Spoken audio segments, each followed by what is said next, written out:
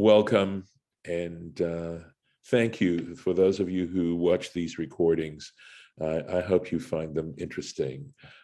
Certainly, it's my pleasure to be able, and an honor for me to be able to work with those who attend and to share these with you. Baruch atah Adonai Eloheinu melech haolam asher kitshanu b'mitzvotav v'tzivanu la'asok b'divrei Torah. And with that, I will share the screen and thank you. So we had started this campaign, reading about this campaign against the Midianites for what had happened. This actually was an incident that happened after at the end of Parshat Bilam. And according to tradition, it doesn't say this explicitly, it's only alluded in a sense that Bilam gave Balak, king of Moab, the advice of what to do. And Moab and Midian, of course, were they had a treaty at that time. They were working hand in glove. And Balaam told Balak that if he got the women to seduce the Israelite men and to have them before they were able to fulfill their lusts, that they needed to bow down to an idol, Moabite idol or Midianite idol, that this was not something that would actually go well with the power above. And this is in fact what they did. And in fact, I believe it was 24,000 Israelite men died in a plague as a result of this. And so this is the battle that we're talking about to, in fact, avenge what had happened here. Because if you think carefully about the way in which this was, the strategy involved to seduce the Israelite men, this is really, in fact, against God. That's how this is understood. So we had read yesterday how 1,000 of each tribe were mustered and to prepare themselves for this particular battle. And we'll pick it up at verse 6 here. Excuse me. And then the Rashi on that. Vayishlach otam Moshe, Moses sent them, 1,000 to a tribe, latzava, for service, that is military service. Otam ve'et Pinchas, that is to say, those 12,000 mentioned, ve'et Pinchas, and now we add to this Pinchas, and that also you'll see has to do why Pinchas, ben Eleazar, son of Eleazar, HaKohen, the priest. Remember, Aaron had died, and Eleazar was now the high priest, Latzava, to serve in the army. Uchle HaKodesh, and the holy vessels, V'chatzotzrot HaTruah, and the sounding trumpets were in his, literally it means were in his hand, And Rashi's going to comment on that too. So, excuse me. Okay. Otam ve'et Pinchas. That is they, and this is all these people, right? These 12,000 people, plus we were told the Levites also participated in this. They were not left out. Ve'et Pinchas and Pinchas. Magid, so this informs us, this verse, Shaya Pinchas Shakul Keneged Kulam, that Pinchas weighed as much as all the rest, how important he was in this particular campaign. And he weighed the equivalent amount to all the others. Umipnei ma halach Pinchas. So Rashi asks a question. Why was it Pinchas who went along in this capacity? Velo halach Elazar. And Elazar, his father, was not. His father was the high priest. So why wasn't it Elazar who went to take care of this spiritual side, you might call it, of the battle? Why didn't he go? Why was it Pinchas? Amar HaKadosh Baruch Hu. So literally, of course, we could translate it as said the Holy One, blessed be He. But we also know, very well know, that the word Amar can also mean to think or to have in mind, right? So the Holy One, I'd like to translate this as the Holy One, blessed be He, had in mind, Mi shehitchil b'mitzvah sheharag kozbi batzur yigmor. Because Pinchas was, what happened was that, and this is all at the end of Parshat Bil'am, a prince of the tribe of Shimon, and this, I believe it was a Moabite or a Midianite, forgive my poor memory, if you want to check out on me, Princess Kozbi Batsur, and she, I think it was a Midianite princess, but you can check it out on me. But she was certainly one of the nobility of those, went and in grand electu, went in front of Moses and Elazar, etc., to commit this act. And Pinchas took a sword and killed them both. And that stopped the plague. This plague was going on, things were going crazy, and this is what caused the plague to stop. And that's what Rashi is referring to in this particular section here. Davar acher, another interpretation. Shahalach linkom nikmat Yosef, because he went to, this is Pinchas, went to avenge the revenge of Joseph. In other words, where Joseph had some, this is Joseph, of course, many years earlier. Avi Imor. How is Joseph related to Pinchas? He was the father of his mother. He was the father of Pinchas's mother. Shene'emar, as it states in Genesis, it looks like chapter 37. There it is, Hamadanim machru oto, that the Medanites sold him being Joseph in that story. And the fact that they sold Joseph into slavery was the reason why Pinchas wanted to be involved and felt a need to go at this particular time. I will tell you that this Parsha of Mattot raises all kinds of questions, that some of which are very difficult to deal with. Of course, we could ask ourselves, they sold him into slavery. Here are their descendants so many years later, and here they are being killed. All right. So it's not a simple explanation by any means. All it's trying to say, I believe, or to tell us, is why Pinchas. It isn't the issue of taking it out on the Midianites. The issue here, that's already been dealt with in the whole issue of what happened before that I referred to. This is trying to answer the question of why Dafka Pinchas? Why Pinchas and not someone else? And what it's saying is that he added an additional reason for wanting to be involved, but not that it's quid pro quo going on here. So Rashi's telling us that this is found in the tractate Sota, page 40. Ve'inyan shahaita imo shel Pinchas, Mishel Yosef. And how do we know that his mother was, the mother of Pinchas was from Joseph? Shene'emar, it states, this is that Elazar, his father, married, Mi benot Putiel. He married a woman from the daughters of Putiel, Mizera Yitro. Who was Putiel? He was from the seed of Jethro. That's what it's saying here. Shepitim agalim la'avodat elilim. Why? Because here we go. It says he fattened calves for idol worship. So we're saying his genealogy.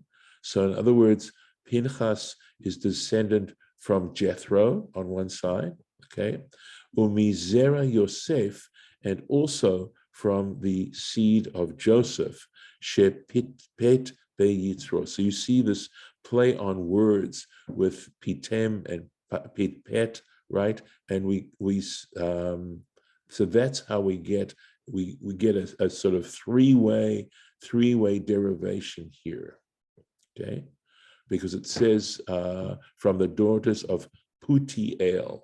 So they're identifying Putiel as Jethro on one side, and Joseph and Pitpet Bit Yitro means he argued with his desires. And this, of course, is referring to Potiphar's wife, the incident of Potiphar's wife, where Joseph overcame his deep desire. He actually was very, very, very tempted to engage with her and to be seduced by her, and he was able to overcome his deep desire to do that.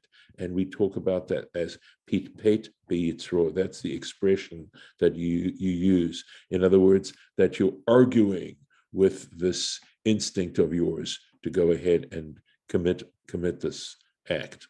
So, davar acher, another interpretation, shahaya mashuach milchama. That is to say that he was the one anointed to, this is, by the way, the most rational and simplest of the reasons, that there was a priest who was the high priest, and he was anointed as high priest.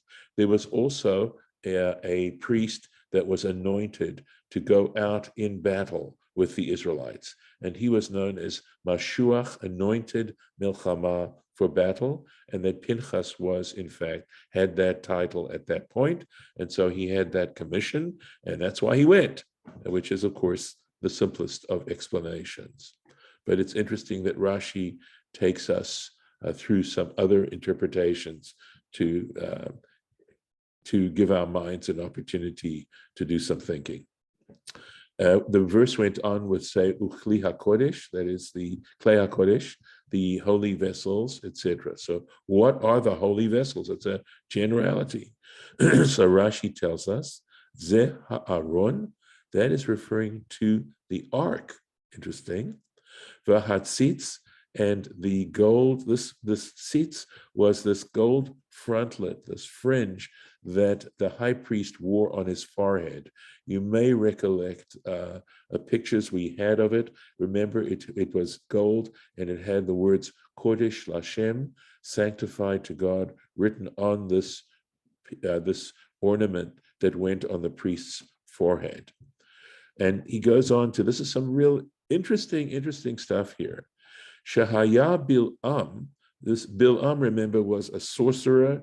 He was this heathen prophet, but also a sorcerer. That Bil'am imahem, that Bil'am was along with them. Bil'am went into this battle with them. Mafriach malkei Midian, okay? And he was able to cause the kings of Midian to fly, right? To actually fly Bakshafim through his sorcery. Through his sorcery, he was able to make these kings fly, all right, in the air. Vahu atzmo poreach imahem, and he himself was flying with them, right? So this is, I realize this is stretching our credulity, and I don't have a ready interpretation to understand this in a way that isn't literal.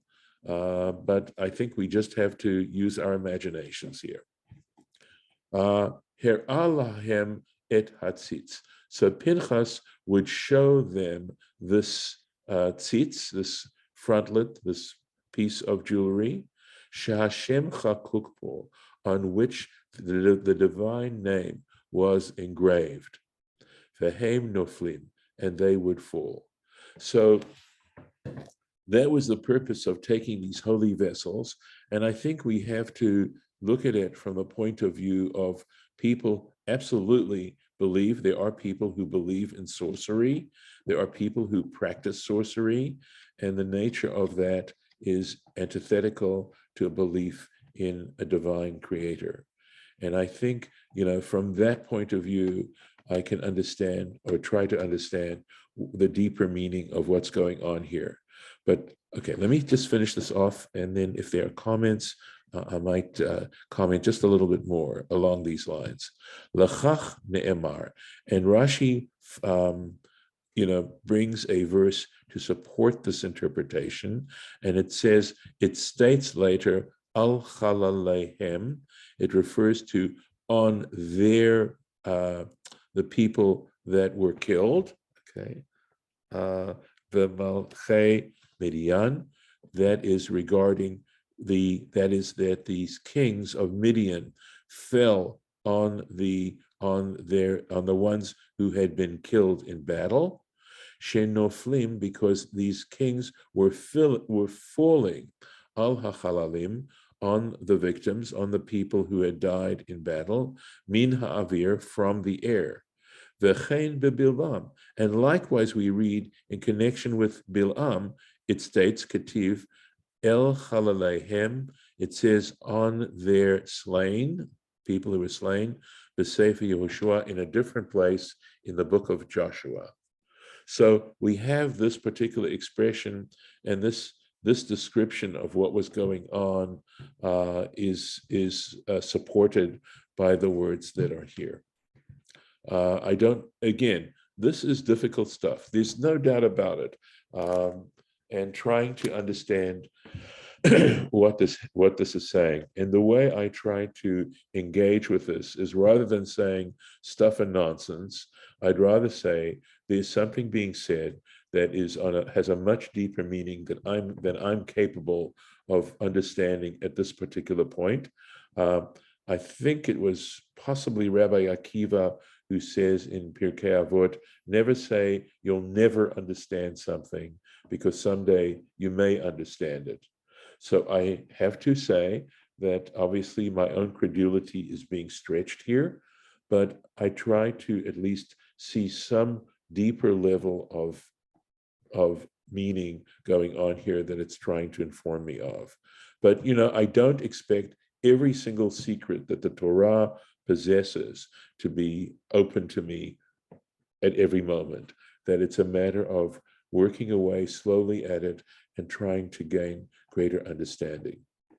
And in that regard, I'm going to change the subject slightly and say that I never really understood Hashem Elokeinu, that expression, that is, the expression for God expressed in the Tetragrammaton, and then the fact that Eloheinu is in the possessive case, that it means our Elohim. This became clearer to me. I believe I have a clearer understanding of what we mean. When we talk about Hashem, Adonai, right, we are talking about a belief in a divine, transcendent being. There are many people who believe in a divine, transcendent being. But just believing in a divine, transcendent being isn't the whole story. The whole story is, if you believe in this divine, transcendent being, for want of a better expression, what's your relationship to it? And that is where Eloheinu comes into play. And the Eloheinu is the element of mitzvot, of commandments. That the commandments are the way that when you actually do what you can to perform divine commandments, you are making Adonai your Elohim. So when you say Adonai Eloheinu, you're saying that you understand and you are doing everything you can to actually perform mitzvot. And that is how significant that is in defining Judaism and the religion of Israel. And that's why we say Adonai as simply a declarative and Elohim as a possessive, because the Eloheinu is that element that defines our relationship and how seriously we believe in Adonai. Because frankly, if you really believe in Adonai, then acting with Adonai as your Elohim actually is a logical connection. So again, I didn't understand this. I could not have said this to you possibly 3 months ago, but this was a clarification that happened relatively recently. And I'm just giving you an example of how things sometimes become clear, even though they may be puzzles to begin with. We'll unless there's a question or a comment, I will go ahead with the next verse. Back to our subject. Let me make sure I have everything. Okay, yep, that's it. Onwards. So there's another here. That's Joshua chapter 13. Beyado, it said it had the holy vessels and these trumpets in his hand, and we can't take that literally. And Rashi explains birshuto. What that means, when it says in his hands, it means in his possession. And he gives, in other words, it was under his control. V'chein, and likewise, b'midbar kaf aleph, we're talking about Numbers chapter 21, vayikach et kol artso miyado, that he took his entire territory from his hand, is what it's saying there. But what it does mean, of course, is from his control, from his possession.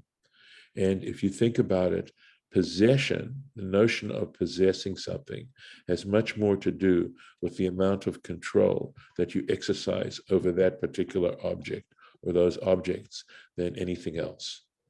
So the word, as I've explained many times, yad, the word hand, is a metaphor, and it's a metaphor for control, that we use our hands to control the environment around us. And likewise, for example, feet have to do with movement, with going from one place to another, and our ability to move around and be in different places. And I'm going to stop right here I'm going to stop the share. And if any of you have any questions or comments, Golda, I'm sorry, I didn't see your hand No, up. I just put it up. Okay. So that really does change the way you visualize or don't visualize. He's got the whole world in his hands. Yeah, but it's a nice way of doing it, isn't it? Right, But the whole because world under that his visual control. just, Yes, it's I just know. crazy. It's a Yes, metaphor. but Nice. control or possession or something, that makes way more sense. Right. Okay. Yeah. Thanks, Lisa. Yeah, I mean, and honestly, I have to say, Golda, this is the first time I ever really thought about it. You know, you're bringing up that song, and now Yep. I'm totally understanding it in a different way. Yes, Judith, please. You need to unmute. Thanks. Two things. First of all, your sound to me, I can't, I have to hold my phone right up to my ear because it's not very loud. And the second thing, you talked earlier about he controlled his, I don't remember the verb, his yetzer. Yes. His impulses. Yeah, but that's really a powerful concept, and I wondered if you could expand on that. It is a powerful concept, because I believe that one of the great purposes of actually practicing our religion, right, our spiritual heritage, is to be able to, it's what I say, Judith, when I try to be cute and say, that the written Torah is about doing what doesn't come naturally, right? See, because there's a good understanding that it's very natural to commit adultery. It's very natural to do a lot of things, okay? To eat anything that seems appetizing.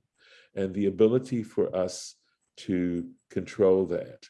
And that's why they talk about the yoke of the mitzvot. And if I'm not mistaken, please correct me, that the word yoga is related to that word yoke.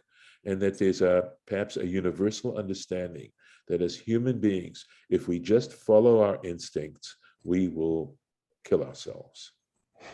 Great. And I think that within Judaism, it goes beyond that. And that is our ability to control our impulses actually gives us the path to immortality. That the opposite is so true. And that's why the mitzvot are so profoundly important to traditional Judaism. And I realize the trouble is, this is a very sophisticated level of understanding the purpose of life.